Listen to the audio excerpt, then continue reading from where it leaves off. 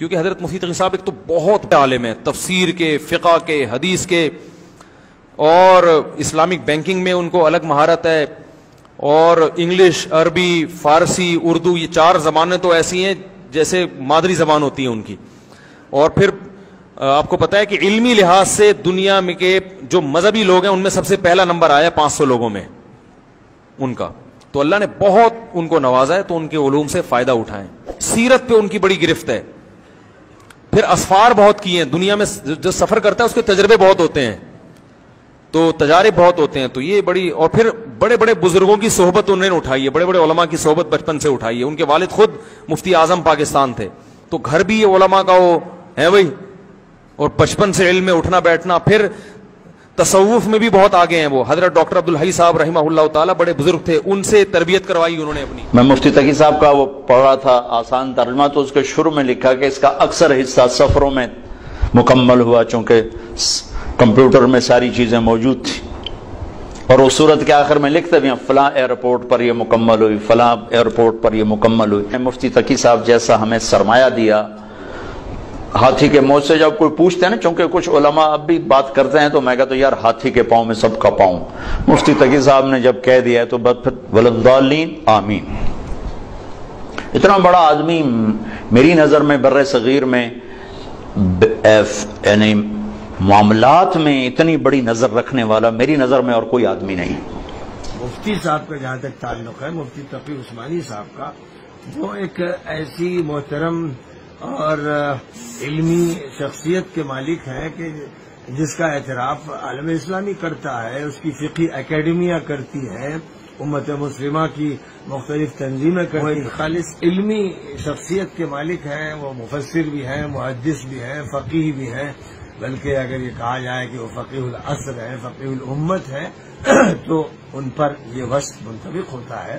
اللہ تعالی نے ان کو بڑی خصوصیات دی ہیں. وہ ادیب بھی ہیں، مورخ بھی ہیں، اور اس اعتبار سے میں کہتا ہوں کہ وہ ادیب الفقہاء بھی ہیں اور فقیہ الادباء بھی ہیں. ایک ایسی شخصیت ہے جس کا احترام ہے اور جن کا خاموش کام ہے، تعمیری کام ہے، بڑا مثبت کام ہے. ایسے عالم جو ہے نا جی، یہ صرف پاکستان کے لیے نہیں، عالم اسلام کے لیے سرمایہ ہے. تقی صاحب اتنا بڑا آدمی ہے ماشاءاللہ، اتنے بڑے علم والے ہیں، اتنے بڑے فضل والے ہیں، اور خاص طور پہ اقتصاد اسلامی پہ جتنی ان کی نظر ہے، میں نے بہرحال آج تک کوئی عالم ایسا نہیں دیکھا.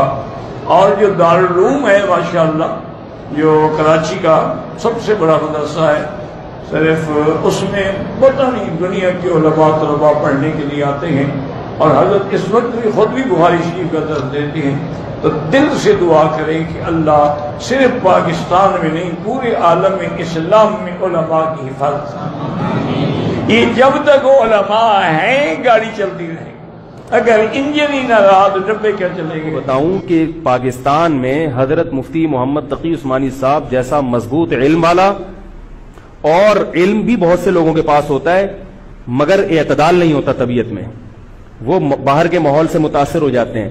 حضرت مفتی محمد تقی عثمانی صاحب دامت برکاتہم العالیہ وہ علم میں مضبوط بھی ہیں، اور ان کی جو زبان سے نکلے ہوئے الفاظ یا ان کے قلم سے لکھی ہوئی تحریر بہت ہی نپی تلی ہوتی ہے. ایک حرف بھی اس میں غیر ضروری نہیں ہوتا، اور ایک حرف بھی ایسا نہیں ہوتا جو ضروری ہو اور نہ آیا ہو اس میں. بہت کسی فرقے کی مخالفت بھی کرتے ہیں، بڑی تمیز سے کرتے ہیں. وہ ہم لوگوں کی کیا عادت ہوتی ہے، جب کسی کے خلاف چلو تو کوشش کرو دائرہ اسلام سے کسی طرح باہر نکل جائے. کوشش یہی ہوتی ہے، وہ نکل نہیں رہا ہوتا تو مجبوراً پھر اس کو مسلمان ماننا پڑتا ہے. کیا خیال ہے؟ کوشش یہ ہوتی ہے کہ اسلام کا جو دائرہ ہے وہ اس میں رہوں اور 2-4 میرے مرید رہیں، لیکن چونکہ پبلک اس کو مانتی نہیں تو مجبوراً ان کو بھی دائرہ اسلام میں داخل کرنا پڑتا. تو حضرت مفتی محمد تقی عثمانی صاحب کی جو تحریریں ہیں وہ بڑی جاندار ہوتی ہیں، ان کو پڑھا کرو اللہ کے بندو.